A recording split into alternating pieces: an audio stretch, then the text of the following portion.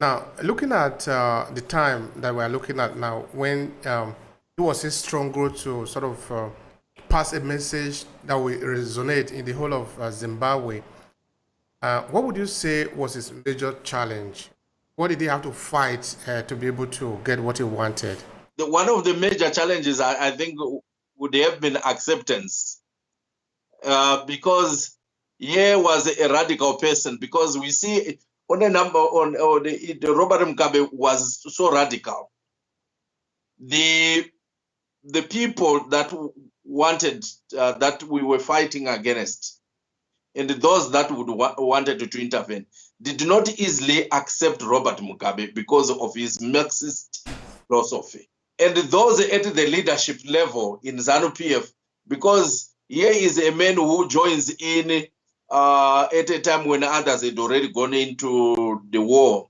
And people would have ordinarily felt that he has come to take the leadership, yet there were other leaders. So he had also a challenge of acceptance by those that he had to lead. Some of him had been prosecuting the war when he was in custody. There are also other things that Robert Mugabe believed in, that like, for instance, going to the war front and those that wanted the round table. It is recorded that at one point, when the Lancaster House conference wanted to kickstart, Robert Mugabe had refused for ZANU to go to the Lancaster House. He wanted to continue to fight the whites so that they can go into submission. Yet the Joshua Nkomo and others wanted to go to the table. So it took people like Samora Machel and the others to push Robert Mugabe to the table. In fact, it is said that Samora Machel had said, if you do not go, I will not give you bases for your army to stay in Mozambique.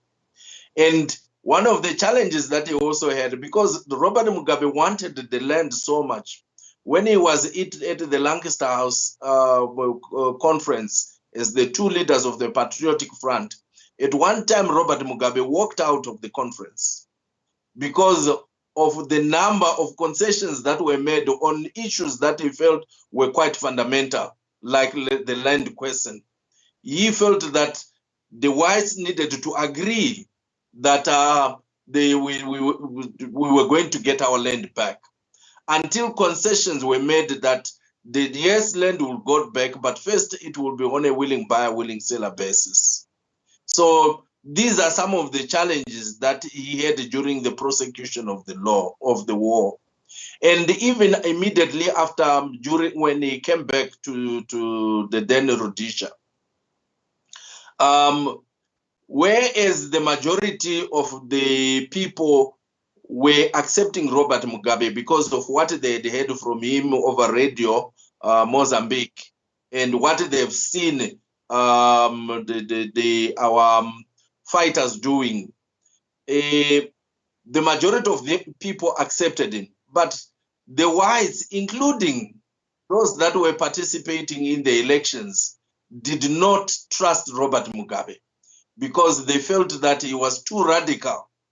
He would implement things that would not see Zimbabwe going forward. And they were surprised because as much as he had this, the Marxist-Leninist philosophy, you could also listen and you would see that as we move forward, Zimbabwe did not did not proceed with the Marxist-Leninist philosophy. It adopted a socialist philosophy that also embraced a bit of capitalism to make sure that Zimbabwe can grow. It took time for quite a number of people to accept Robert Mugabe. So what is the philosophy of the leadership of Robert Mugabe? Robert Mugabe, as we saw in his leadership or his thrust during the liberation struggle, one thing that came out so clearly is his desire to make sure that Zimbabwe is liberated through an armed struggle. But what we also saw, especially at the time that he went to Mozambique, sometime in 1975, and when he took over the reins of ZANU and ZANLA, it is recorded that he had a lot of suspicion of some of the leaders that had gone to the war front much earlier than him. And it is also recorded that out of the suspicion and probably his thoughts that some of the leaders might be doing things behind his back, he even punished one of his second in command, who was called Wilfred Manda. And we see Robert Mugabe being an individual who probably out of suspicion and mistrust, because himself, he gave the reins, the leadership of the Liberation Army, which was the Zimbabwe African National Liberation Army, to Comrade Josiah Tongogara, because he was a fully fledged or trained soldier, and as compared to Robert Mugabe. But he gained the trust over time and the control of the party. And when he came into power, the mistrust that the majority of the people had, particularly Western countries, that from what he used to speak through the radio, trying to rally the support of the generality of the people, he pronounced himself as a Marxist-Leninist individual. And so many people did not trust him. They thought that he was going to be lethal in terms of his approach. But in 1980, he defied many odds when he announced the policy of reconciliation, when he said that we should all come together and put our shoulders to the deck in order for us to move the country Zimbabwe. And as the first prime minister of Zimbabwe, he knew that the governance of a country would not be easy. So he even invited Britain to assist him for a period, but Britain did not take that offer.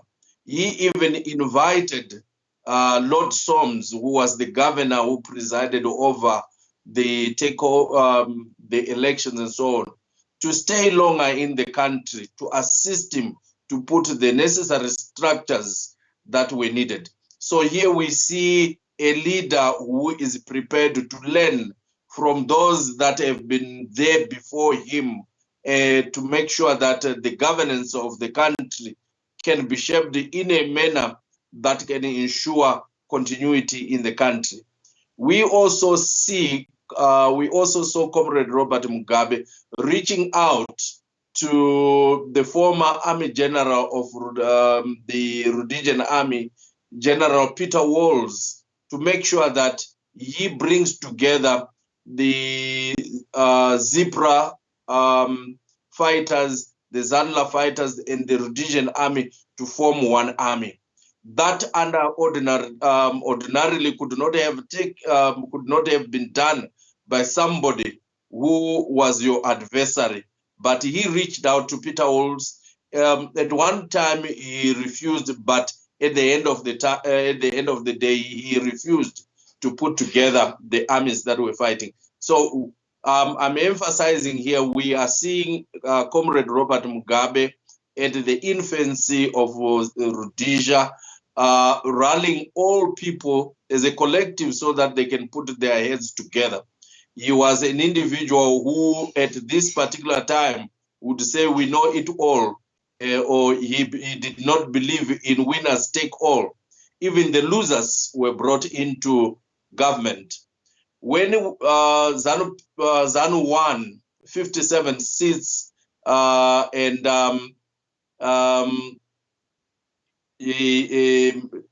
ZAPU 20 seats and UANC 3 seats, he even went out to bring in 2 ministers who were from the Rhodesian government then, so that they can work together with the Zimbabwean government.